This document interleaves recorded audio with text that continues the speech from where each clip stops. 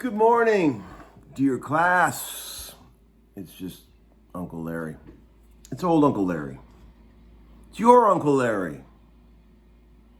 Coming at you from downtown Nashville, Tennessee. It's a lovely Thursday. I'm in a good mood today. All is well. Took my boys to school. I'm going down to Groons in a bit to do a video with the lads. You know, we do our little monthly video. Sweet Corey and Greg and myself. And I just wanted to check in real quick and, show you guys a couple things. I wanted to talk about, let's see. I do this in order, okay? We must do this in order. Let me tilt this up a little. Show you a couple picks. Look at this. Rolling Rock pick. These are actually really good picks. They're Fender mediums. My dear friend Guthrie gave them to me via a guy. I don't know the guy's name, but he gave Guthrie 2 bags of these picks to give to me, and thank you, whoever you are out there. These are awesome picks. They're actually really cool. I'm funny about picks. I like Fender mediums. I don't like it when picks start getting too thick. Even a lot of mediums to me feel too thick. I'm not down with the heavy picks, and I also don't like when these mediums are too rigid, but these are really good. My all-time favorite picks, let me see if I can find one in here. Here's my thing of picks. You know, I'll tell you what, if I would have ever cared about guitar picks, I would have had the most awesome collection of guitar picks ever by now. Man, some of the coolest picks people have given me, I lost them all. But these ones, I guess Diodario made these, I reckon. But Nathan from Duesenberg used to have this guy make me these picks that look like this. They're mediums, and man, I just love the way they feel and sound. Those are my favorites. But these Rolling Rock picks are pretty rad. I don't know where to get them, or if you can even get them, but I don't know. But today I want to talk about, also, guess what I did yesterday, kids? I went and got my glasses. I went and got my eye tested. Got 3 sets of glasses made. You know, take a guess how much it costs. 3 sets of frames with the eye test and the cancer screening and all that shit. Nice frames. Take a guess how much it costs. You just guess there in the old comment bin. Here's my old Strato Blaster. 62, had this in a long time. I want to talk about Wang bars today. Talent sticks. Vibrato arms, you may know them as, or as Fender incorrectly called them, tremolo arms. I love that Leo invented the coolest tremolo ever, vibrato ever, and then he called it a synchronized tremolo. And then he called he messed it all up. He called the vibrato, what did he do? Tremolo on the amps is tremolo, but he called them vibro, vibro. It's not vibro, it's tremo. But anyway, I'm not complaining because he did some great shit, and I love Leo Fender. Of all people I wish I could have met in music history, he's definitely up there. I've read a lot of books about him. I read this one book that said he had a glass eye, and Richard Smith, I think, wrote it. The guy that worked at the factory a long time, and said that one day he was rummaging around for some parts and he stuck his hand in a box up on a shelf and it was full of glass eyeballs. What do you think about that? And apparently he drank so much carrot juice that his skin was actually orange. That's what they said about Leo Fender. And he couldn't play guitar for shit. He would just have a lap steel sitting on a bench and he would just have it tuned to nothing, and he would just keep hitting it, bang, bang, while he was testing amps. Drove everybody crazy. But boy, that boy had a mind, didn't he? Let's see. Big talent show at school. Marshall's. We did an audition yesterday. I'm playing drums, and he's playing Back in Black guitar, instrumental version. And man, we're gonna knock him dead. We're gonna knock him dead. Grassland has never seen nothing like this. Okay, let's talk about Wang bars. See, sometimes I watch a guitar player and they have no idea how to use a vibrato arm. It's like, it hurts me. They have no idea how to touch it. It's like watching somebody try to smoke a cigarette that doesn't know how to smoke a cigarette. It's painful. You always know a guy doesn't know shit about using a Wang bar when they stop everything they're doing when they're playing and grab it and go like this. Like they'll be playing and then all of a sudden they make this big move and grab it and try to shake it. It's just painful to watch. See, a real slick vibrato arm user, and there's plenty of them out there, they incorporate it into their playing so fluidly that you don't even know it's happening. What I do, and I'm not saying this is the only way to do this or the right way, but here's what I've always done. You know how drummers, when they play traditional grip, they'll put the stick between the fingers like that? This is what I do. When I grab a Wang bar, I put it between these two fingers. Sometimes these two. I don't ever grab the thing like this. This is not what you do in many ways in life. You put it between these two fingers, and then so you can still play and you've got full control, right? You don't ever want to let go and just grab it. It just makes you look like a rookie. Don't ever do that, people. I see it all the time. The thing is, one of the great thrills in life is to play an A minor chord on an old Gretsch. And just float it. You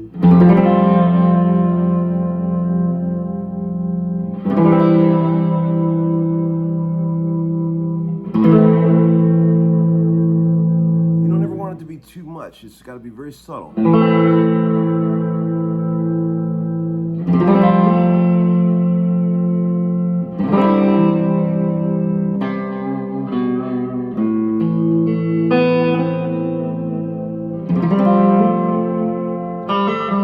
So that's the thing. Sometimes when I'm playing a certain way, I'll have it here, right? Like between these fingers.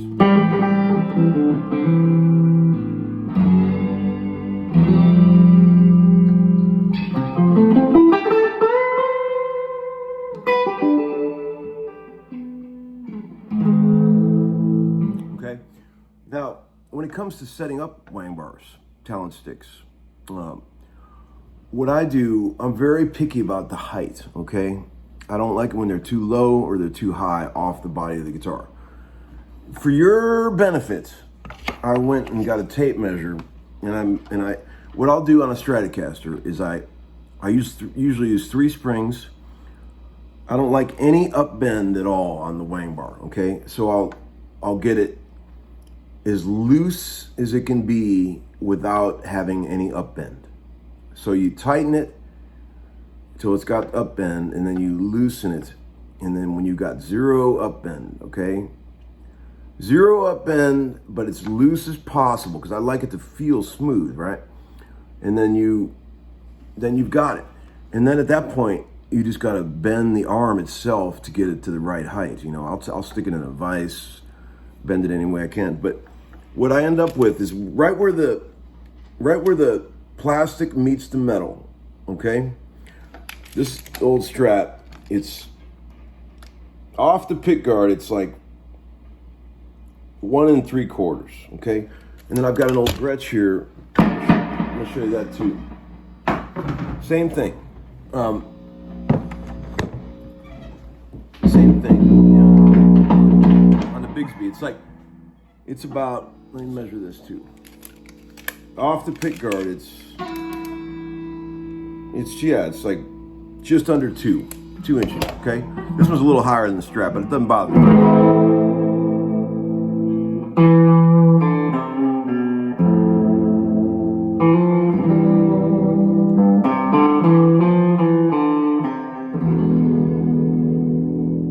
Same thing with slide playing.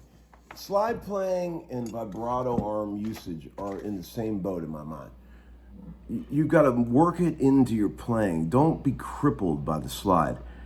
I know a lot of guys, when they play slide, they're crippled by the thing. They put it on, and it's like they've forgotten how to do everything else that they do with their fingers when they have the slide on.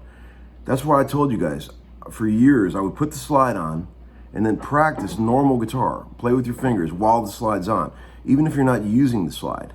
Just be practicing all your scales and chords so that the slide is on, but you're still playing normal guitar. It doesn't slow you down or stop you. And then when you go to use the slide, it's to great effect, but you're not crippled by the thing. You don't have to have your guitar set up differently. You should be able to play slide guitar on any guitar. You shouldn't have to have super tall action. You can do that if you like, and it's a lot easier to play slide guitar that way, but I always thought that was not cool. I always thought it was cool to be able to play slide on the guitar you're playing, right?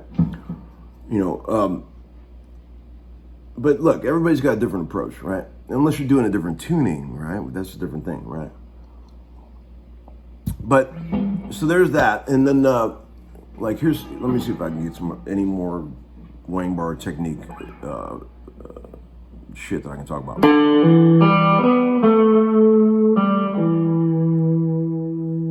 Same concept applies to the vibrato that you use with the slide. You don't ever want it to be too frantic. You don't want that sounds like shit.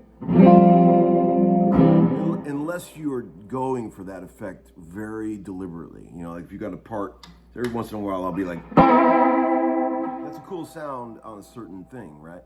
But when you're just in general playing vibrato,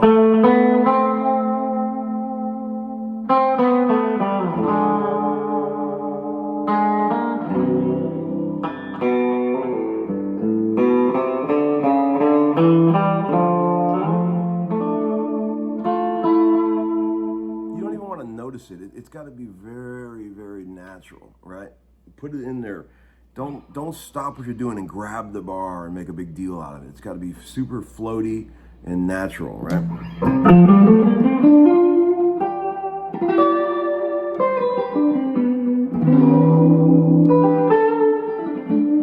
You should be able to play while the bar's in your fingers, See, it's in there, and I'm still playing like that. You see? That's what you need to work on. Okay, enough of that. Let's get into some other shit. Oh, I want to talk about Teddy Boy. Teddy Boy, one of the long viewers on our channel here. English fella. We had a little altercation. And Teddy Boy, I know he's got a good heart, I know, but he gets a little... You guys have seen him in the comment bin. He gets a little edgy at times, He sort of came at me today. And, I've punched back a little bit. But it's like, then we talked it out. Let's see what he's got going here now. Let's see. I don't want to, I never want to block a guy like Teddy Boy. He's been around since the beginning. I remember one of his first comments was that this guy, when he was talking about me, he said, this guy looks like he just rolled out of bed with a hangover. And I liked him right out of the gate when he said that. But, you just gotta watch these guys. Sometimes they get a little crazy, But I like English cats in general, so I'm gonna give him a chance. Teddy Boy, let's work through it, man. He said he came at me today with this. Teddy Boy. No, he said,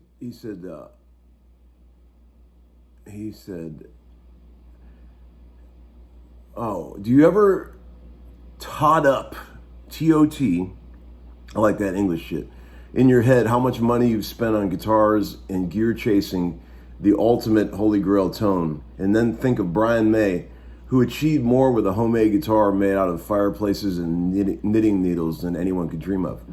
Yes, Brian May is in that, okay, there's probably half a dozen people in the history of humanity that were so in the right place at the right time with the right skill set to achieve that sort of iconic stature in in the annals of rock and roll, right? And Brian May's amazing, and I'm a huge fan.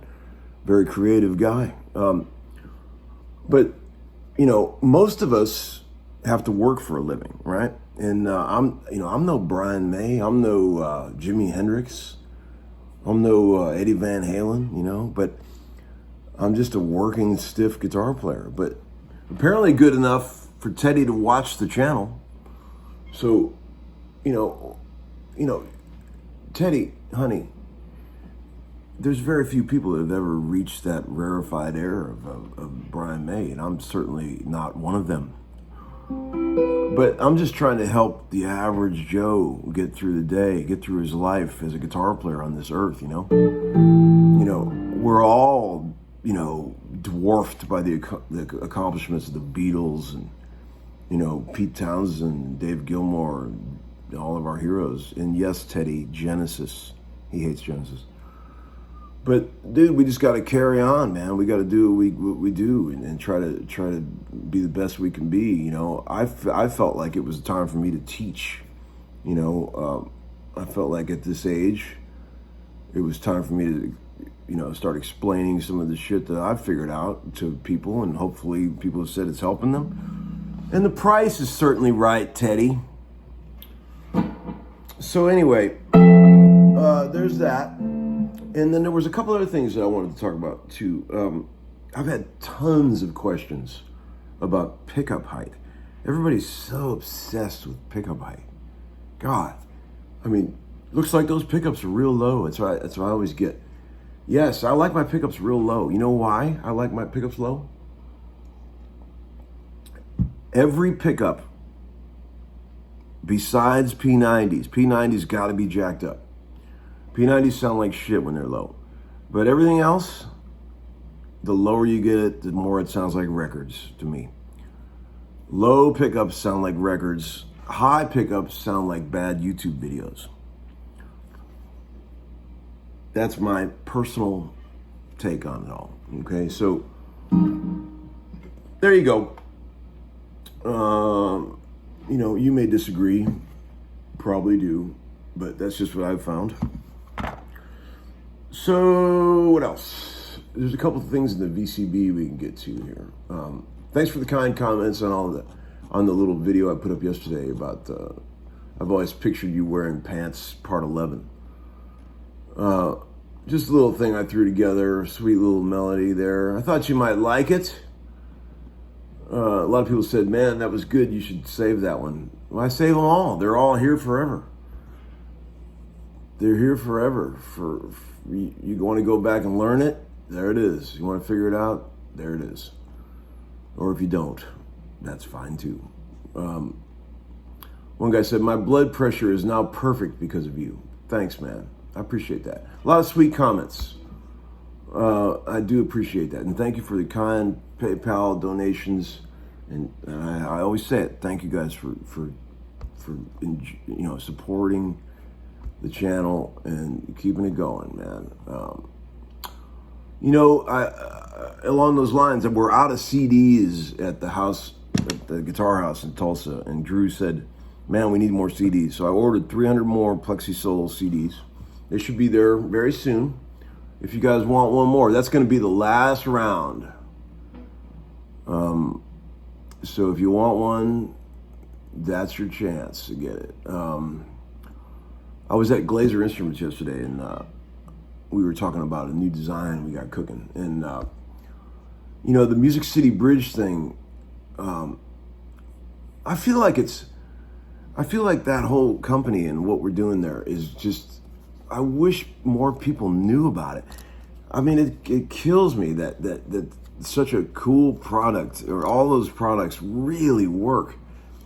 I kind of just want to stand on top of a mountain and yell, dudes, tell people about this stuff, man. This shit really works, man. And I'm not doing it to make money. I don't care. I just want people to know about the fact that they can get their Les Paul Jr. to play right and be in tune for the first time in 60 years.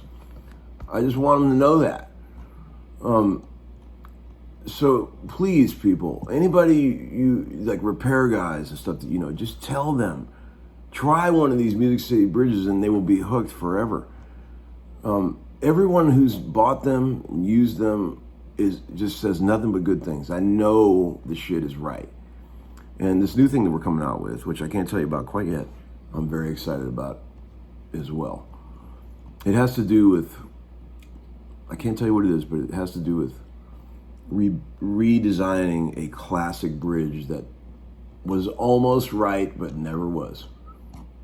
So there you go. I think that's enough for today. Boy, it's gotten long, 23 minutes. I hope you guys are great. Practice. Quit looking at Gear Page and practice guitar. Learn a song. Figure something out. Don't watch someone do it. Sit with a record and figure it out by ear. Something cool. Like, for example, Learn America by Paul Simon. Just figure it out. Report back. I'll see y'all later. Bye.